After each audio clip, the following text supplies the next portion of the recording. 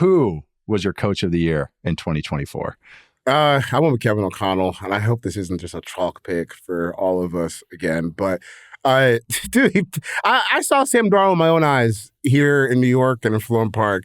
That's not the same player that I watched, 5 years ago. And I think just for that alone, you get Coach of the Year. But for real, they had a chance to go 15-2 and get the number 1 overall seed just a few days ago. I know they flopped it and they kind of just screwed the entire game. But even as someone coming to the season, I think I had Kevin O'Connell as my Coach of the Year pick preseason. I was not expecting this. This is this is crazy. I mean, I think just the job that he and Brian Flores have done together, I feel like they just squeezed every single bit of production they can out of the group of players that they have on both sides of the ball. Because we've talked about it where, especially on defense, it's not like this is just like the most talented cast of characters that you've seen in the NFL. And on offense, they dealt with injuries on the offensive line. They had to throw Sam Darnold on the fly, and they still had one of the best offenses in the league. They still were one of the best teams in the league, and they had a chance to control their own destinies right up until the final week of the season. I don't think it's really possible to overachieve or do what you were asked to do more than Kevin O'Connell was this year. And I'm glad this year kind of feels like, in the past we've had Coach of the Year awards where it's like Matt Nagy wins Coach of the Year, and you're like, yeah. But that was Vic Fangio's job. Dable wins Coach of the Year because you're just skating by every week and winning by the skin of your teeth, and you get demolished in the divisional round. None of those really felt like those were guys that actually had staying powers as NFL head coaches. But this is something that feels like Kevin O'Connell's probably going to be in Minnesota forever, especially if they can win some games in the playoffs this season. There's teams trying to trade for him, apparently. Right. And Mike Tomlin, too. The NFL's never been lazier. They really have.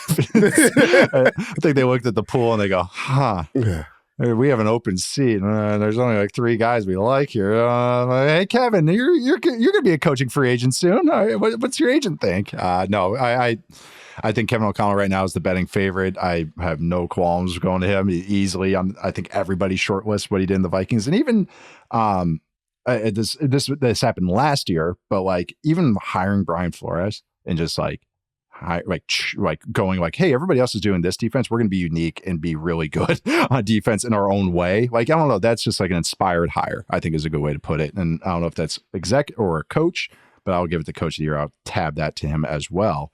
Matt, how about you for Coach of the Year this year? Yeah, mine's boring, and it's also Kevin O'Connell. Okay. So, yeah, I don't know if we're going to clean sweep this one as well, too, but it's an easy case to make for him. And it's maybe a slightly neutered after the Sam Darnold game in week 18, but I think over the course of the season, we talked about this, Nate, last week, where coming off that Packers game, you really felt that was a quarterback in Sam Darnold that wasn't just, the joystick, I'm the extension of the coach on the field. It was a guy that had really been taught the position.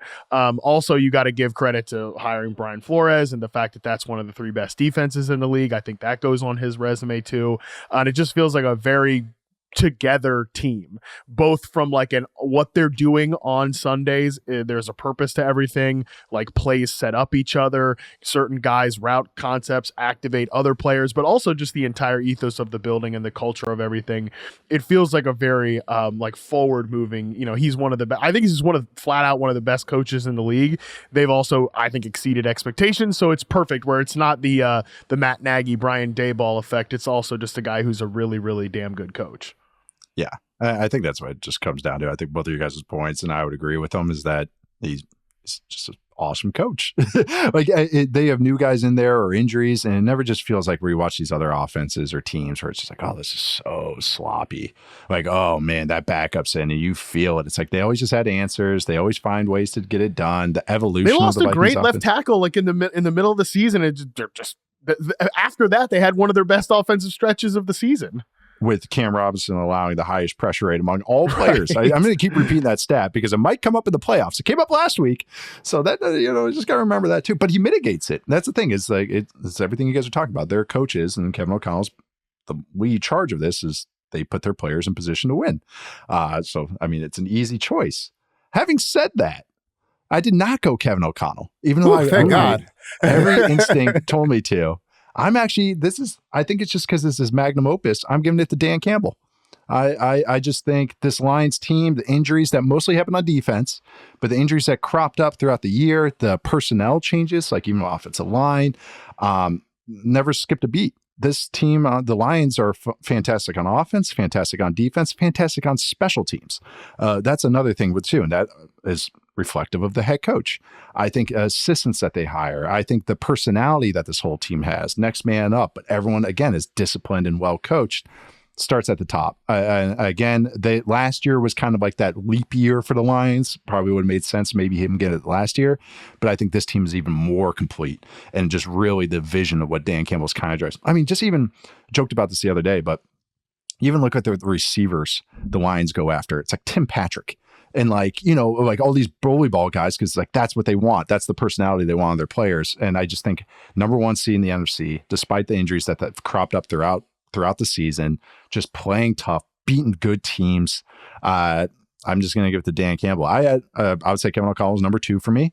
Like that was 1A, 1B, I would say, but I'm giving it to Campbell just because all the wins, the number 1 seed, just how that Lions team is. And I just think it's a reflection on him. I want to give him kind of the tip of the cap. I also had Dan Quinn in there, actually, as coach of the year. Andy Reid, and then I had the Harbaugh brothers as my other kind of like short list guys. I'm sure some fan base will be mad I didn't name their coach.